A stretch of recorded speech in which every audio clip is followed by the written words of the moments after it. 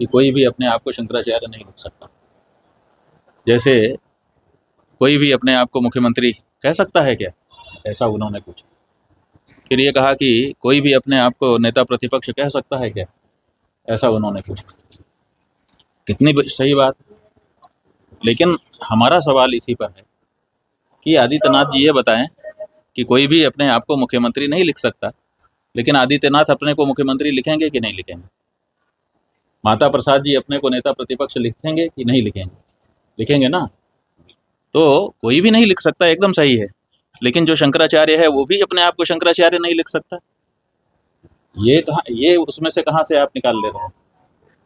दूसरी बात यह है कि उनका जो भी बयान है, हमने देखा, आप उसको ध्यान से देखेंगे तो ये बताने की कोशिश है कि हम प्रमाण पत्र देंगे जिसको वही शंकराचार्य होगा।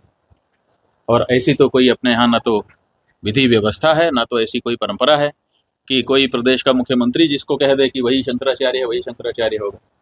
तो ये बहुत आपत्तिजनक बात है कि कोई मुख्यमंत्री सदन में खड़ा होकर के, अगर बाहर सड़क पर भी होता तो हम एक बार उपेक्षा कर देते कि चलो भाई कुछ भी बोल दिया, नेता है, ये तो झूठ साँच करता ही रहता है।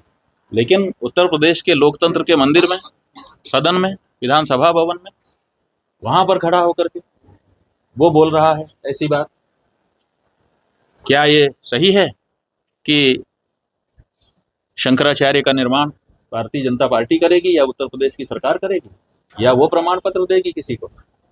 और जिनको उन्होंने प्रमाण पत्र दिया है, स्वामी वासुदेवानंद जी को, बार बार उनका चित्र आया है वासुदेवानंद जी को मिलते जुलते का, और शंकराचार्य जी से आज मैं मिला, ये बात शंकराचार्य जी कहकर। तो जिनको वो शंकराचार्य कह रहे हैं, सुप्रीम कोर्ट ने उनको रोक रखा है।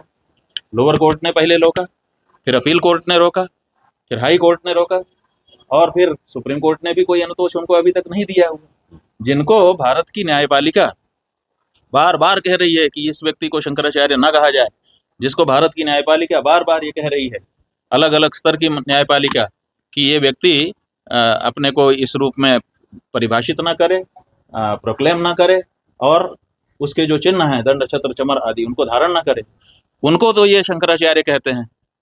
और जो सचमुच का शंकराचार्य है, जिसको बाकी के 3 शंकराचार्य की मान्यता है, उसको ये कहते हैं कि वो शंकराचार्य नहीं है। ये दुस्साहस नहीं तो और क्या है? ये अपने पद का अतिरिक्त गुमान नहीं तो और क्या है? ये एक तरह का अहंकार नहीं तो और क्या है? ये धार्मिक क्षेत्र में उनके द्वारा किया जाने वाला हस्तक्षेप है, जो कि लोकतंत्र में स्वीकार्य नहीं हो सकता है, मर्यादा में भी स्वीकार नहीं हो सकता, और परंपरा में भी स्वीकार नहीं हो सकता है। महाराज जी